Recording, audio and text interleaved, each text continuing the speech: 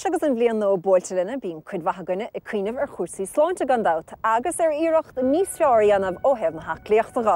Ní bháin aclíocht isiciúil ach sláinte intna chomá. Well, bhí de goine bula le fear bháin há chuir an dárad is ansa leis, le chéile, Gaeilge agus yoga. Mis Ciarán Fhearghusa is as na glasclic mé maiile clé. Bhí mé an gafa le Gaeilge tá mé go fó ach Hartar 10 bliain ó hin bhí mé fáil gorta go leanúnach agus dúrúm yoga dhéanamh. Agus i gnáam chuúna mé faoi agus ceap mé gur cinál rud le haid. Mná mana éis de bhí ann. So thusig mé leis agus gach ógra mé gorta ar na blianta chum mé raisiige ach beidir ceir bliain ó hin dan mé leis a dhéanamh go réalte agus bhain mé an tanabhas agus beidir níos mó nach bliain ó hin heisna mé go dtí an iant agus rinne mé diplóma ann. So ó hinna le tá mé múna yoga. Táníon an setup atá go yoga lumar bíon béalte ann tréis agus bíon seanscots cór agus cumarsa déanamh le daoine eile trí bhean na Gaeilge. Díreach le chéile, or de gína lába. Tanam aránig mé ná óga yoga agus tá cúpla cúis leis le óga tuiscúil se le haid daoine óga agus chuann sé daoine eile níos óige agus freisin tá sé ceangalta le fís na Gaeilge chun níos mó deisne agus cóhexne a chruthúd de úsáid na Gaeilge i maiile clé. So tá is cinnte go bhfuil gnéad an phleanáilteanga a gceist an seo agus so tógan mu daoine le chéile tréis na ranganna yoga agus bíon bí agan bíon deisig daoine chuid Gaeilge a chleachta muna bhfuil muna míon mór an deisna acu. So tá an daoine beidir ar chaidán difriúla agus dinimiidíocht freaslarthús an átain bhfuil siad. So cinnte is deis atá an na chuoine Gaeilge úsáid ar bhealach ná dórtha taobh muid de cheataí na scoile. Tógach le Gaeilge mé agus tá mé sáte aber saoil na Gaeilge i maiile clé. So léoch sé le réasún go dúirthing faoi an Gaeilge. Ní bhéon den eile a dhéanamh ag an am agus sin an rud bhartaíos le déanamh. So stocha gur thug mé faoi ar trí bhealach. Céad bhealach ná ranganna do chuoine fásta. Gáir sa teachtain ar sráid go dara i maiile clé.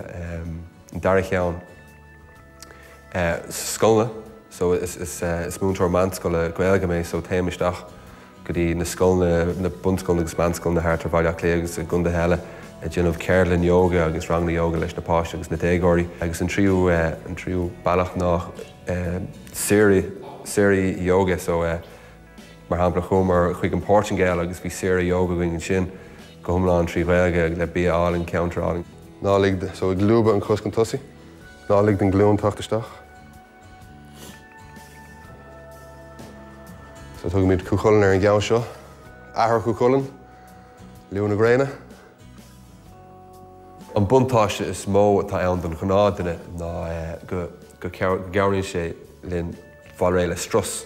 So nuair atá an corp faoi strus cruthíonn an corp aláin cortisol. So nuair dhéanann tú yoga cruthíonn an corp GABA agus stoppan an GABA an cortisol ag feimú sa corp. So tar éis rang yoga muhíonn tú go híntach. Bed ar iris bram an yoga is tá fuise bhínta go bhaint leis. Is bram just teachtan seo ar fáid uirchléige agus scíthe ligans mar sin agus is féidir smíanamh le haid an seachtain atá ag teacht rom mar sin agus is just bailchínta just relaxíanna. Trocha bliain tá yoga tacht go dtí an éarthar agus go hhéireann inis, so tá bhád níos mó spéis ann 10 bliain ó hin ní dó raibh an leath an méid sin spéis sa yoga in airnas atá ann inis. So tá sig méadú an tam ar fad tá Americá déirteach bhfuil os chun 50 milliún duine a cleachta yoga gach lá. So tá sé scap ar fud an dam agus tána buntáisí le feiceáil. Thusnaí sé duna yoga thart ar bliain ó hin, agus ní raibh mé éis mór an sportaí anamh le cúpla bliain roimhe sin. So cheap mé go raibh yoga cinelín mar sport das chun brise seach sa sport. Agus tá má dhéanamh leis le bliain nús agus cheap mé just bhí sé anhá ó híomh